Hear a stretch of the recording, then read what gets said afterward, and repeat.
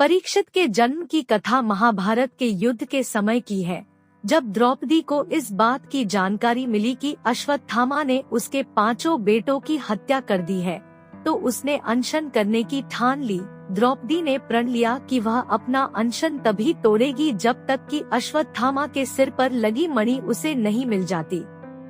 जब अर्जुन को इसकी जानकारी मिली तो वे अश्वत्थामा से युद्ध करने निकल गए। दोनों के बीच भयंकर युद्ध शुरू हो गया। अर्जुन को मौत के घाट उतारने के लिए अश्वत्थामा ने अपना ब्रह्मास्त्र निकाला। यह देख अर्जुन ने भी अपना बचाव करने के लिए ब्रह्मास्त्र का प्रयोग किया। तभी वहां नारद और ऋषि व्यास पहुँचे और उन्होंने ब्रह्मास्त्र का इस्तेमाल करने से मना किया। इसके बाद अर्जुन ने अपना ब्रह्मास्त्र वापस कर लिया, लेकिन अश्वत्थामा ने ऐसा नहीं किया। दरअसल अश्वत्थामा 5 पांडवों के कुल को नष्ट करना चाहता था, इसलिए उसने अपने ब्रह्मास्त्र की दिशा बदलकर अभिमन्यु की पत्नी जो कि गर्भवती थी उसकी ओर कर दिया। इस पर भगवान कृष्ण ने कहा, अभिमन्यु की पत्नी उत्तरा को परीक्षित नामक बेटे के जन्म का वरदान मिला है, इसलिए वह जरूर जन्म लेगा। अगर वह मरा हुआ भी पैदा हुआ तो मैं खुद उसे जीवन दान दूंगा और वह बड़ा होकर एक महान सम्राट बनेगा, जबकि तुम 3000 वर्ष तक इस पाप को ढोते रहोगे। साथ ही हमेशा तुम्हारे खून से बदबू आते रहेगी और वह ऐसे ही बहता रहेगा। यही नहीं, तुम हर प्रकार के बीमारियों से घिरे रहोगे। इसके बाद अर्जुन ने अश्वत्थामा को रस्सी में बांधा और द्रौपदी के पास ले आया। अश्वत्थामा की हालत देखकर द्रौपदी को दया आ गई और उसने अर्जुन से उसे छोड़ने की अपील की, मगर भगवान कृष्ण ने ऐसा नहीं होने दिया और उन्होंने अर्जुन को आदेश दिया कि उसके सिर से मणि निकाल ले और द्रौपदी को दे दे। इधर ब्रह्मास्त्र के गर्भ में जाते ही उत्तरा को तेज दर्द होने लगा। यह देख भगवान कृष्ण ने अपना छोटा रूप धारण किया और उत्तरा के गर्भ में दाखिल हो गए। कृष्ण का छोटा रूप एक अंगूठे के बराबर ही था।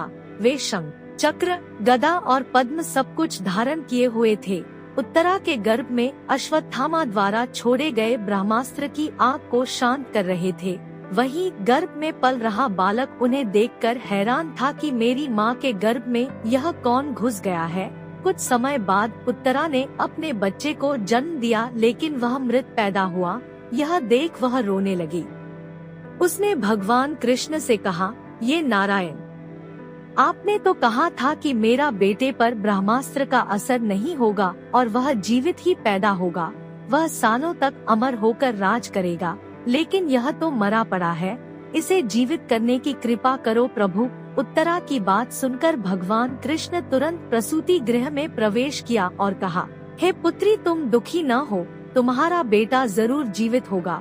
मैंने खुद इसके जीवन की रक्षा की है।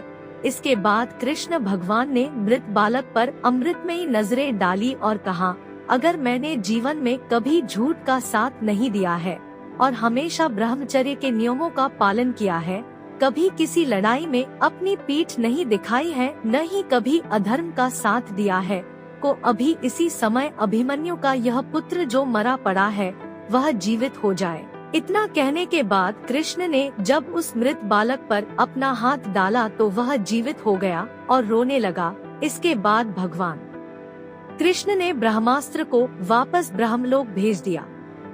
यह चमत्कार देख सभी स्त्रियां आश्चर्यचकित हो गयी। इसके बाद भगवान कृष्ण ने अभिमन्यु के पुत्र का नाम परीक्षित रखा। इसके पीछे का कारण था कि वह बालक कुरुकुल के नाश होने पर जन्मा था। वहीं जब युधिष्ठिर वापस आए और उन्हें बालक के जन्म के बारे में पता चला तो वे भी खुशी से झूम उठे। इस खुशी में उन्होंने हाथी, घोड़े, अन्न, गाय आदि दान दिए। इसके बाद उन्होंने ज्योतिष को बुलाया और बच्चे के भविष्य की जानकारी ली। इस पर ज्योतिषी ने कहा, यह बालक प्रभु श्री कृष्ण चंद्र का भक्त कहलाएगा। यह एक धर्मी, यशस्वी, पराक्रमी व दानी होगा। ज्योतिष ने आगे बताया कि जीवन में एक ऋषि का शाप पाकर गंगा के तट पर यह श्री सुखदेव से आत्मज्ञान की प्राप्ति करेगा। ज्योतिष की बात सुनकर युधिष्ठिर खुश हुए और उन्हें दक्षिणा देकर वहां से विदा कर दिया। कहानी से सीख। इस कहानी से हमें यह सीख मिलती है कि कभी भी किसी कार्य को छल कपट के साथ नहीं करना चाहिए, इससे हमारा बुरा ही होता है।